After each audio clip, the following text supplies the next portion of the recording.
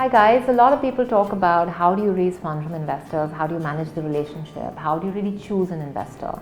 And honestly, this is an art and it's something that comes through experience. Most entrepreneurs make the mistake of choosing an investor who gives them the highest valuation. And that's a natural instinct. We all want our businesses to be valued at the highest. But often in life, like we say, there's no free lunch. We don't think about when somebody is giving us the highest value while nobody else is, what does that mean? We want to believe that it means that they see something special in us that nobody else sees, but that's not actually what it is.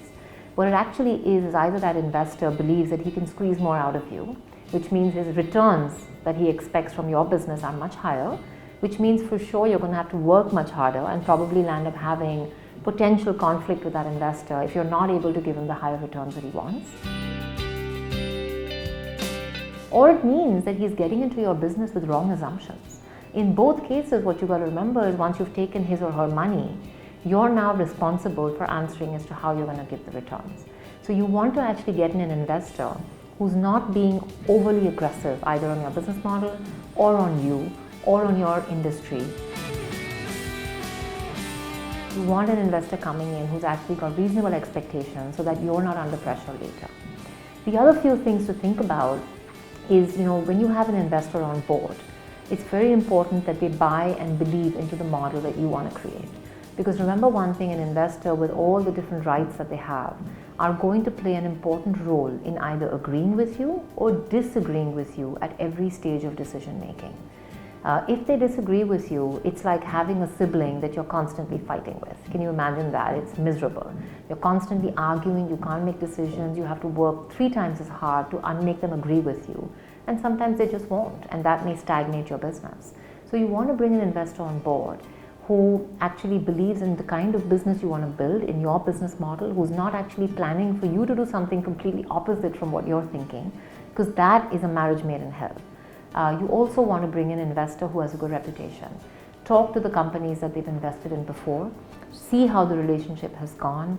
Have they built a reputation where they're difficult to work with, where they've put incredible amounts of pressure on the promoter, where they've pushed the promoter sometimes to do more than what they were willing to do?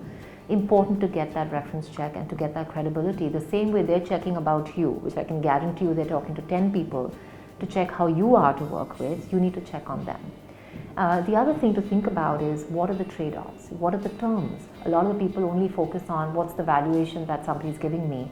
What's more important than the valuation of your business are the terms at which you're getting money with.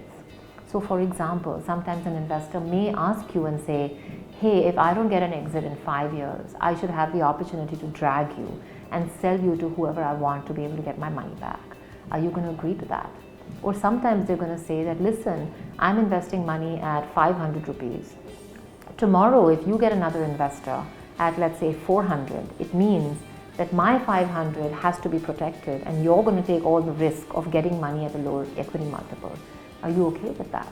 So you will find 2 kinds of investors. You will find investors who may not give you the best price, but are also more reasonable on the terms that they are asking of you, because they know that if they're going to be asking terms of you like a loan shark, finally their investment is going to be in trouble because you will be desperate and you have no place to go. So they tend to be more reasonable in terms of valuation and terms. You have other investors who sometimes tend to be very aggressive on valuation, but they also tend to be very aggressive on terms. So be careful and look at it as a package, as a holistic bundle when you're making a decision on who your investor should be, because that's going to be a very critical decision for the next 5 years of your relationship and of your life.